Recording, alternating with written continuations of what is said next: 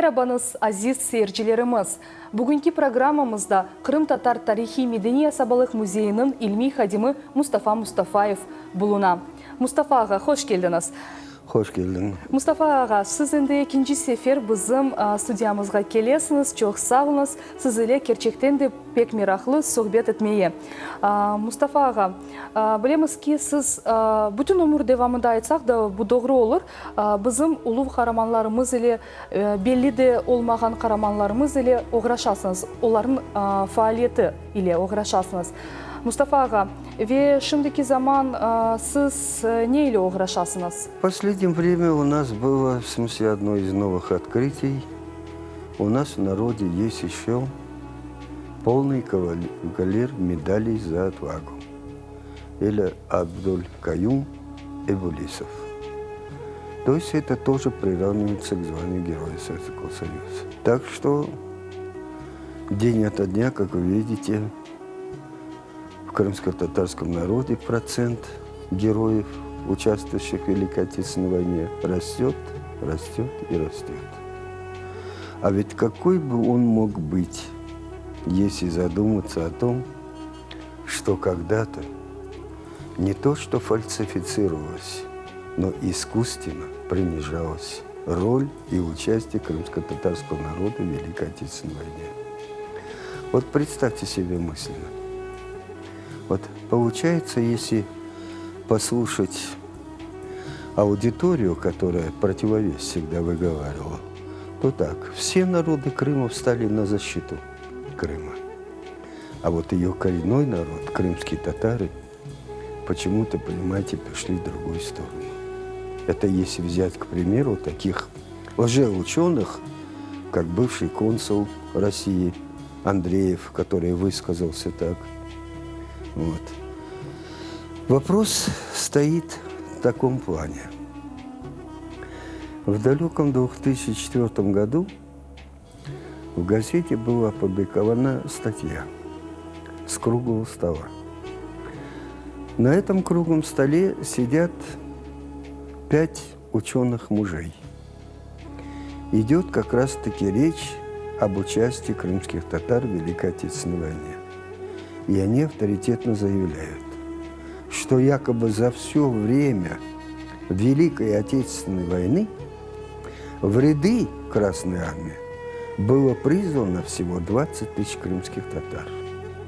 И самое главное, что к декабрю месяцу 1941 года все они дезертировали. И вот тогда, вы понимаете, возмущенный вот этим вопросом, я одному из участников этого круглого стола гневно заявил: я тем прощаю, но тебе никогда. Ты только недавно был у меня на выставке, а мы тогда только открыли впервые выставку в Доме офицеров в Симферополе, Амитхан Султану посвященную. Ну и там немножко показали Абдынанова и всех остальных героев. Я говорю, ну ты ведь видел,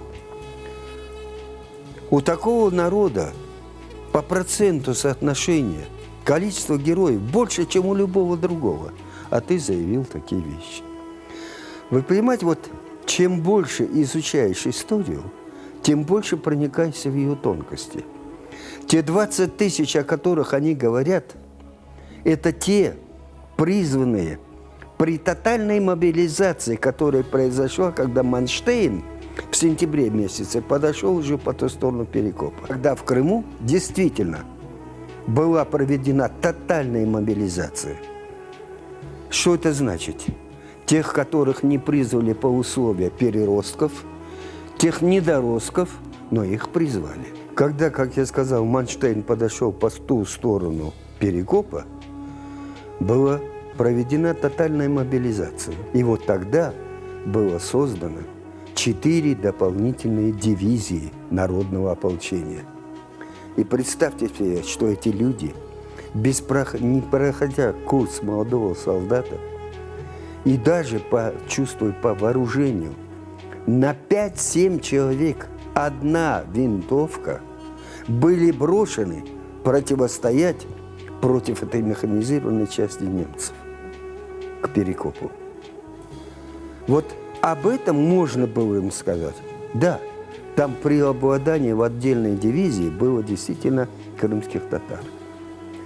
Но если взять в целом участие, то эта работа неоднократно подвергалась изучению как отдельными учеными, народом, но в то же самое время нашими инициативниками национального движения.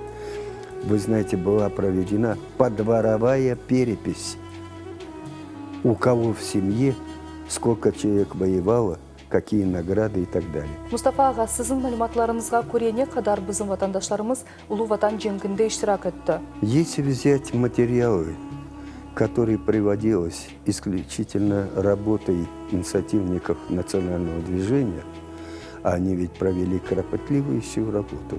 То есть по каждому дому, по каждой были проведены, кто в семье участвовал в Великой Отечественной войне, какие имеют награды, в каком звании и так далее. Вот по таким подсчетам количество учащихся в Великой Отечественной войне, участников, было около 59 тысяч человек. Но я бы к этой цифре добавил еще следующее неучтенное. Вот смотрите. Когда была Крымская автономная республика, она имела национальную квоту. Вот если, например, в школе обучается 100 человек детей, из них 33% детей имели право на обучение в высших учебных заведениях Советского Союза. Нечем. А потому что были такие условия. Это была Крымская национальная автономия. И во всех вопросах, и в представительстве власти, и в этом разрезе это было сделано так. И вот представьте, после окончания высших учебных заведений Москвы, Ленинграда, Киева, Казани и так далее, кого-нибудь из этих детей назад в Крым вернули. Большей частью направляли на работу в республики Средней Азии, Кавказа и даже Татарстан. А они что, не были призваны в армию? Конечно же, были. Значит, к этому числу надо добавить и этих. Далее берем вопрос. Когда прошла в Крыму вот это вот понятие коллективизации, сколько десятков тысяч крымских татар были высланы в Сибирь, на Урал, как раскулаченные?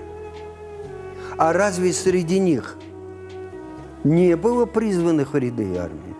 Вот на сегодняшний день идет кропотливая работа в отношении Исмаила Беркутова. По всем вопросам он крымский татарин. Именно в свое время семья их была из Крыма направлена на Урал. Да, его призвали с Башкирии, но это не говорит еще ни о чем. Вот этот процент, если весь взять, то количество участников еще намного увеличивается. Как бы то ни было, я хотел бы вернуться к той фразе своей. Мне очень было обидно слышать то, почему мы открыли эту выставку. Все абсолютно защищали Крым, а вот коренной народ почему-то, как говорится, ушел в сторону. Это далеко было не так. Партизанларны, ветеранларны тапмага, белі олмаған инсанларны тапмага қиын ма? Яда оларның сой-соплары сізге ярдым ете, яда сіз өзіңіз оларны арайсыңыз? Во-первых, надо отдать должное молодым нашим историкам. Они проводят огромную работу. Надо отдать особенную заслугу Крымско-татарскому музею культурно-исторического наследия.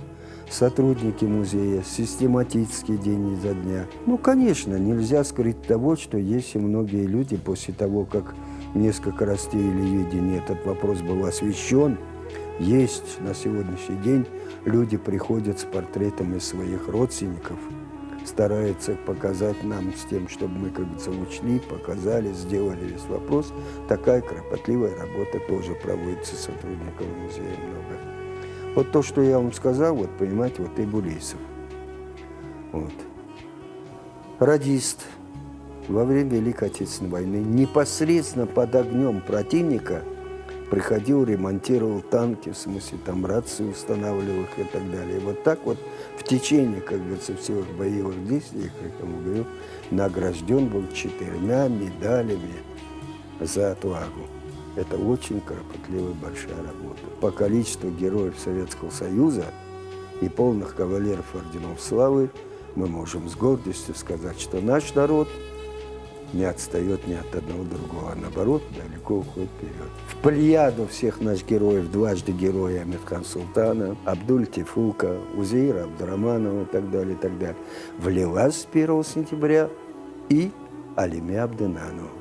Вот тоже как было больно за этого человека, понимаете, потому что работа, выполненная ей, я часто очень, понимаете, когда проводил у себя в музее экскурсии, я наталкивался, потому что у нас этот, как говорится, стенд тоже был именно участие крымских татар в войне, героев и так далее, и так далее. Человек, которого так зверски мучили, и он не предал ни одного из своих членов подпольной этой организации, понимаете, с трудом пополам награждение орденом Красного Знамени. И вот вопрос давно поднимался о том, что она заслуживает намного большего. В конце концов, как бы то ни было, честь и хвала. Наконец-то справедливость восторжествовала. Алиме Абдынанова с 1 сентября – герой России. Ну, будем считать, Россия преемница Советского Союза, значит, она тоже герой Советского Союза. Но при этом, при всем, вы понимаете, мне до сегодняшнего дня не дает покоя один вопрос. Вот за немногим более полгода до присвоения звания героя семья Шершиковых, понимаете, вот я не могу их даже назвать, понимаете, ни писателями, ни ученым человеком, понимаете, как они могли вот в своей книге вот так вот подло, необдуманно оскорбить человека. Потому что в своей книге они прям черным по белому пишут, что Абдынанова предатель. Несмотря на все те мучения, которые эта девочка перенесла, она не выдала ни одного, а предала-то ее кто? Предала ее радистка, подруга ее, Лариса Гуличенко. Об этом никто не говорит. Бу акында Мустафа ага тәфсилатлы айтар мысыңыз? Когда она разведшколу закончила, кличка гордая. Симпатичная, тоже хорошая девочка. Ну, понимаете, это мирную жизнь, вот это вот абсурдные фантазии и так далее, и так далее. И немножко, как говорится, в более тяжелых жизненных военных условиях иногда немножко теряет. Когда их группу арестовали потому что, понимаете, ну, вы, наверное, помните по фильму, как говорится, об Абдынановой, что у нее просто рация села питания. И надо было, она сообщила на землю, в центр, о том, чтобы ей доставили питание. И вот партизаны из Феодосии прислали им, а товарищ, который оставил у нее батарею, а потом возвращался назад, устал и лег под деревом и уснул. И попал на кордон немцев. Когда его начали пытать, он невольно высказал это все. И когда пришли всю группу, арестовали, вот, всех их увезли в Старый Крым. Никто, ни один человек не предал, потому что там, помимо того, что они были связаны в одной организации, они были еще связаны тем, что это были родственники один к другому. Не Абдынанова, которую зверски мучили вплоть до того, что, вы понимаете, вот мысленно вот себе представьте, что сейчас вам под ногти иголы заталкивают. Или вот плоскогубцами, клещами рвут ваши ногти. Или, простите, режут кое-чего, а потом еще, как говорится, дубиной перебивает коленки, ног и так далее, и так далее. Она все это выдержала. Но Лариса, к сожалению, оказалась слабая. Она призналась и, мало того, перешла на службу немецкой разведки. Несколько раз она пыталась передать центр сообщения такие, ну, там тоже поняли по-своему это быстро, ну, как бы то ни было. Она была потом немножко позже осуждена, но, несмотря на все, после освобождения долгое время Аша, оказывается, преподавала в вузах в Киеве. Белки де сізде бізім серджілерімізге, ватандашларымызға бір-екі мұражатыңыз бар ма? Я бы хотел, в первую очередь, обратиться к своим соотечественникам. Дело в том, что, понимаете, вот те люди, которые в рядах Красной Армии, в рядах подпольного партизанского движения, многие из них, молодые, не познавшие любовь, отдали жизнь как за свою большую родину, так особенно за свою маленькую родину, Крым. Поэтому я хочу констатировать, сказать вам, любая нация, проживающая в Крыму, имеет свою материнскую родину. У одних это Болгария, у других это Венгрия, у третьих это Россия, у четвертых Армения и так далее, и так далее.